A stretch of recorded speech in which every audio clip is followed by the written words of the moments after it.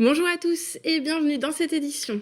Au sommaire de ce journal, les élections municipales à 4 jours du second tour. Nous nous sommes rendus à Pont-l'Abbé. En Pays Bigoudin, les deux candidats sont en pleine campagne. Reportage sur place. Dans cette édition, on s'intéresse également au dragage du port d'Audierne. La situation commençait à devenir très compliquée pour les bateaux stationnés dans la zone portuaire. Et à la fin de ce journal, on découvre la toute nouvelle exposition de l'abbaye de Daoulas, une série de photographies prises aux confins de la vallée de l'Omo, au cœur de l'Afrique. Merci à tous de nous suivre et bienvenue. Vous êtes dans le journal du jeudi 27 mars 2014. Et on ouvre cette édition avec les élections municipales. La campagne se poursuit dans de nombreuses communes du département et notamment à Pont-l'Abbé où le second tour s'annonce serré entre Thierry Mavic et Daniel Kouik. Les deux candidats encore en lice sont allés à la rencontre des électeurs ce jeudi. Reportage sur le marché de Sophie Lecroisier et David Louisy-Louis. Bonjour madame. Opération séduction sur le marché de Pont-l'Abbé ce jeudi matin, car le sort de la commune ne s'est pas scellé en un tour. Deux candidats sont encore en lice pour les municipales. Avant que les habitants ne se prononcent dimanche prochain dans les urnes, Daniel Kouik, maire PS sortant, et Thierry Mavic, tête de liste UMP, abattent leur dernière carte. Je pense qu'il y aura du suspense jusqu'au bout.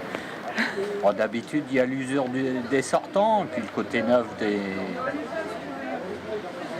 des autres listes, donc voilà, ça c'est Pont-l'Abbé, donc c'est droite ou gauche, à très peu de choses près. C'est le suspense, voilà. Au coude à coude dans le cœur de leurs électeurs, les deux candidats ne se font pas de cadeaux. Moi, je sens que mon adversaire, qui se dit sur une pente ascendante, a fait un score moins bon sur Pont-l'Abbé en 2014 qu'en 2008 où il avait perdu de 26 voix. Il avait donc 50% pratiquement des votes pour lui. Il fait 48%, il a perdu 2 points. J'étais dans l'opposition, avant j'étais dans l'exécutif parce que j'étais maire. J'ai vécu de manière très difficile ces 6 ans parce qu'il n'y avait aucune écoute, il n'y avait pas la volonté d'avancer, faire avancer ensemble la ville. Depuis 1995, les rênes de la municipalité n'ont fait que changer de main, passant de mandat en mandat, de droite à gauche. Direction Audierne maintenant, où depuis les tempêtes hivernales, l'accès au port est devenu très compliqué. Des bancs de sable bouchent l'entrée du chenal. Des opérations de dragage sont en cours, mais pour les usagers du port, le problème d'ensablement est ancien. Frédéric Lorenzon s'est rendu sur place.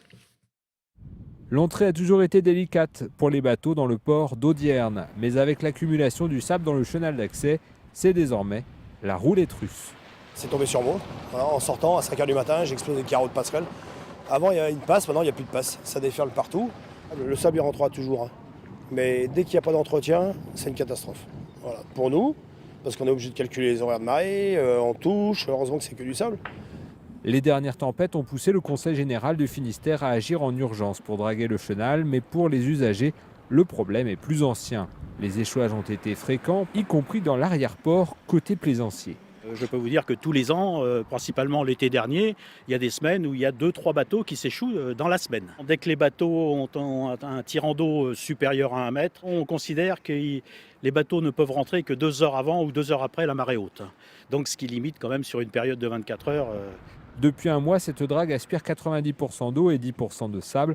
L'eau est évacuée, le sable est stocké. Une opération effectuée gracieusement jusqu'en décembre 2013 par la société belge La Carmeuse, qui revendait le sable pour financer son activité. Mais la technique de dragage ne correspondait plus à la réglementation actuelle. Les réglementations en termes de loi sur l'eau, code de l'environnement et autres ont évolué. Et c'est vrai que la convention qui reliait le Conseil général et cette entreprise ne prévoyait pas ces clauses. Quand on leur a demandé effectivement d'en tenir compte, c'est une entreprise qui fait ses comptes, qui voit bénéfices et inconvénients, et ils ont estimé que le compte n'y était pas. Le sable sera désormais proposé gracieusement aux communes qui ont perdu de la matière sur leur littoral au cours des dernières tempêtes. L'entretien d'embauche est souvent un moment de stress pour les demandeurs d'emploi. Pour aider les jeunes à adopter la bonne attitude, la 10e édition du Printemps de l'entreprise propose des animations. Dans le Morbihan, le reportage de Julie Postolek de TB Sud. Alors comment ça s'est passé là? Un peu mieux, vous n'avez pas fait que de la réserve quand même, hein? Bon, d'accord. Un candidat trop timide, bourré de tics nerveux, mais aussi des extravertis qui arrivent en retard à leur entretien d'embauche. Ces travers, la compagnie de théâtre Instant les a mis en exergue dans des scénettes présentées à 400 étudiants et lycéens. Des scénettes qu'ont décortiqué 5 professionnels de Bretagne.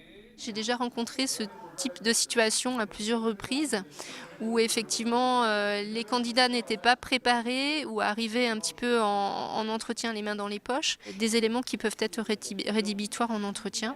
Le côté compétences techniques est souvent validé en amont par le CV et lorsque on reçoit les personnes en entretien, on s'attache à leur savoir-être. Des conseils sur le savoir-être inédits pour les lycéens et même pour des étudiants pourtant familiarisés à cet exercice. Par exemple, j'ai entendu que c'était gagnant-gagnant. Ça, c'était quelque chose que j'avais jamais entendu par rapport à l'entretien et quelque chose que je n'avais jamais vraiment imaginé d'un autre côté. Mais en même temps, c'est pas faux dans le sens où même si on n'est pas pris, au final, on en retire toujours un bénéfice. Apprendre à décrypter les codes d'un entretien d'embauche et surtout désacraliser cette épreuve du feu, c'était l'objectif de cette nouveauté 2014 du printemps de l'entreprise. Ils sont allés capter un mot, 2 mots, 3 mots pour ancrer un petit peu le savoir-être. On a eu la ponctualité qui sont revenus. Et ça c'est positif, c'est très bien. Et puis maintenant, pour retravailler, on a dans la semaine du printemps d'entreprise d'autres moments où ils vont pouvoir peaufiner avec un entretien, là concrètement, avec un professeur et puis un chef d'entreprise. Lancée en 2005 à Vannes, cette 10e édition qui s'étend désormais à toute la Bretagne dure jusqu'au 28 mars. On parle voile maintenant. La Transat AG2R va relier Concarneau à Saint-Barthélemy de l'autre côté de l'océan. 9 skippers ont déjà fait la traversée de l'Atlantique avant le grand départ prévu le 6 avril. Ils sont guadeloupéens et depuis le 6 mars, ils s'entraînent à Lorient. Germain Lutz les a rencontrés. Il est évident que les conditions de navigation chez nous en Guadeloupe sont totalement différentes et il fallait quand même un minimum de temps d'acclimatation à l'environnement, au climat évidemment, qui s'habitue, que les navigateurs s'habituent à être habillés sur un bateau, ce qui n'est pas le cas chez nous, on est en short, en t-shirt, et puis aussi apprivoiser les courants, la marée, enfin un environnement qui est vraiment radicalement différent de ce que l'on peut connaître en Guadeloupe. Hormis la température, nous on a les alizés, donc on s'entraîne toujours dans du médium, enfin, principalement quoi, ça va être ça. Et on est moins habitué au vent frais, quoi, au coup de vent, et on n'a pas de passage de dépression, donc tout le côté météo, on s'est entraîné, on a fait une nave de 24 heures pour aller à la rencontre d'un front froid. Et on ne connaissait pas vraiment ça, quoi. Nous, le plus qu'on ait pris, c'était 35 nœuds. Donc voilà, mais sinon on est assez confiant. Toute la deuxième partie de la course, ça se fait dans les alizés et ça nous connaît. Pour nous 4, on est totalement bisu, on n'a aucune transatlantique à notre compteur, donc on y va pour progresser et arriver à Saint-Barth et pas avoir de regrets, donner tout ce qu'on a. Et on va se donner à fond pour représenter la Guadeloupe. On part maintenant à la croisée de 3 pays d'Afrique, l'Éthiopie, le Kenya et le Soudan. L'abbaye de Daoulas accueille les clichés du photographe allemand Hans Silvester pour une toute nouvelle exposition. Il nous emmène à la rencontre des tribus nomades qui habitent ce coin de l'Afrique. Reportage de David Louis-Louis. À l'occasion de la réouverture des jardins de l'abbaye de Daoulas, une exposition de photographie est proposée au public, les peuples d'Olomo. Les clichés sont signés Hans Silvester, dépaysement garanti dans un décor naturel, un véritable voyage au cœur de la diversité culturelle. Ces 30 clichés sont regroupés par catégorie, par type de photos, des photos représentant l'enfance, des photos représentant la peinture corporelle ou des photos représentant le couple. L'idée est de montrer la culture des peuples de l'Omo, qui est une quinzaine d'ethnies, qui vivent dans la vallée de l'Omo, aux confins du Kenya et du Soudan et de l'Éthiopie. Ce véritable travail ethnographique est l'œuvre de Hans Silvester. Le photographe a sélectionné ces 31 clichés parmi les 500 de sa collection. Ce photographe, depuis une dizaine d'années, voyage quasiment tous les ans, retourne dans cette vallée de l'Omo, photographier ces ethnies, et possède actuellement la plus grande collection au monde de clichés sur ces peuples. Jusqu'au 29 juin, à l'abbaye de Daoulas, le public pourra découvrir les œuvres de ce photographe haut en couleur. Et c'est ainsi que l'on referme cette édition. Merci à tous de nous avoir suivis. On se retrouve demain pour un nouveau point sur l'actualité locale et régionale. Excellente soirée sur TBO.